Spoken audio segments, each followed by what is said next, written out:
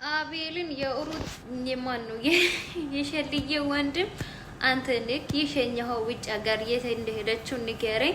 አንተ እንደሸኛክ ብዙ መረጃ ደርሶልኛል። አንተ ነህ የሸኛው እርሜላን እያለ አንቆ ነበረ። ከዛ እኔ የምር እኔና አንተ ሊያጣሉ ነው እንጂ እኔ ምንም የትም አልሸኛዋትም። አላቅም የት እንዳለች አላቅም። አሁንም እርስ በራሳቸው መጣላት ጀምረዋል። እርስ በራሳቸው ሊበላሉ ነው። ጦርነት ከራሳቸው ጋር ነው። ጀምሮ ቀጥሉ ሲጀመር ማለት ነው። እቺ የሰይጣን ተልእኮናትና እናንተም ተጣሉና ተለያዩ። እንደው ማለት ነው እኛ ምን ፈልገው እንደዛ ነው። እናንተም ተጣሉ ባካችሁ። ወደዛ ምን ትሰራላችሁ?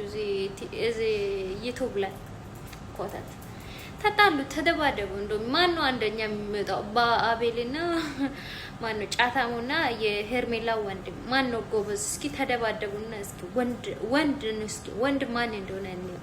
ሁለታችሁም ሴቶች ናቸው። ቺክ ነው የምትመስሉት ሲጀመር ማለት ነው። እስኪ ተደባደቡና ማን ጎበዝ እንደሆነ እንየው። ወይ ጣጣ ሴትዮ ማለት ነው። የሰይጣን ተልእኮ ናት ሲጀመር። የሰው ትዳር አፋታችሁ፣ አሁን ጠፋችሁ።